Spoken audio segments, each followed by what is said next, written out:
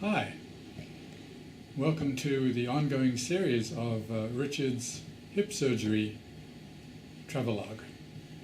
Today I thought we would talk about our travel plans and the preparations we're making and show you some of the items that we're going to be taking with us.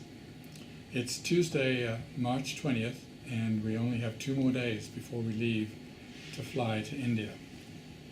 We'll be leaving here on Thursday, flying from Richmond to Newark, and then from Newark we fly directly to Mumbai, where, because of the time change, it'll be evening, so we're going to stay overnight in Mumbai, and then the following morning we're going to fly via local airline to Chennai. When we get to Chennai, we're going to be met at the airport by representatives from the hospital. Okay, so some of the things obviously that I'm sure you all are aware of, but a couple of points. Clearly you have to have your US passports.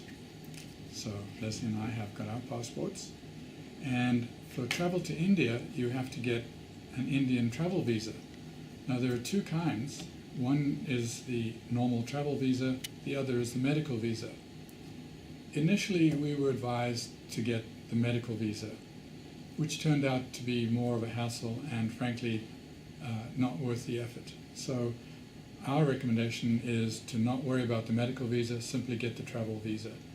A couple of things that happened with the medical visa was, one is they require a local doctor to say that you need the operation, and this ended up delaying the process because I didn't have that necessary letter. So frankly, and the other point is it's more expensive for the medical visa than the travel visa. So the next thing you do have to consider, of course, are inoculations. And Leslie and I both went, and we've got our international travel document with showing our various inoculations.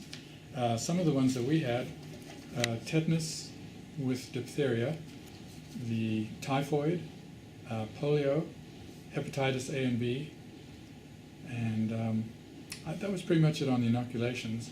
We also were recommended to get some malaria tablets, and it turns out you have to start taking these 2 days ahead of time and for 28 days after you return or leave the malaria-infested area. So we have a big bottle full. We were also advised that because of the fact that you should not drink the tap water in India, in fact not even for brushing your teeth, that it's possible, even with precautions, that we might end up catching some kind of stomach bug. So here we have some medication, hopefully, to prevent any such thing happening. And then lastly, we also decided to get some water purification tablets. This is, we got these from REI, pretty standard brand. Basically, these will apparently get all of the, or at least most of the most dangerous bacteria, one of which was Cryptosporidium, which I have no idea what that is, but apparently it's something that you have to worry about.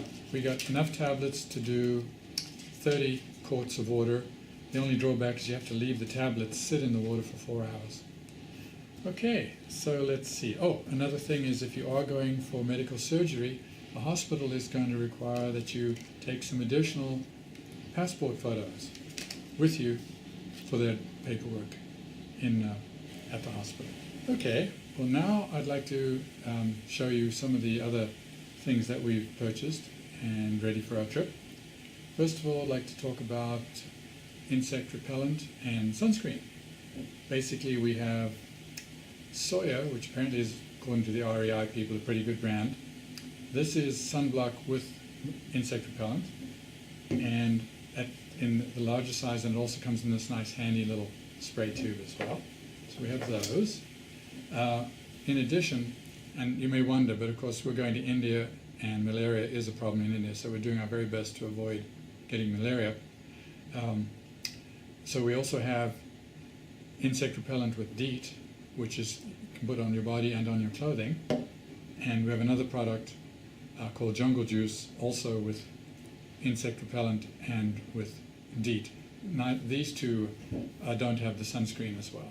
So then as far as additional things to consider, we've got floppy hats for each of us. And of course, sunglasses. That pretty much covers those items. Now we want to continue on with the items of security. One of the things we've been told that is, and it's probably true of most poorer countries, that theft is a problem. So we want to avoid having any difficulties, especially with our luggage. So the first thing we discovered is that when you travel by train, you might end up leaving your compartment or leaving your baggage in the compartment. If somebody enters the compartment, they could steal your suitcases. So as a precaution, we're actually taking this. It's rather lightweight, but certainly secure enough. It's a bike lock, but it's going to be used so we can feed it through the handles of our suitcases and leave them locked together when we leave the compartment, or if leave them someplace where we're unsure of their security. In addition, we've purchased these nice little combination locks. These are to go on the zippers on our bags, and there are different types available, but this model in particular has TSA access. So if you happen to lock your luggage and leave it on when it's going through the TSA screening and they want to look inside, they have a tool which allows them to open it. Otherwise, they might end up just cutting it off. So just something to be aware of.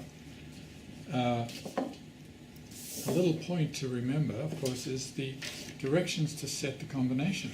I know if you're like me, you always lose these. So what I did is I took my iPhone camera, took a photograph of it.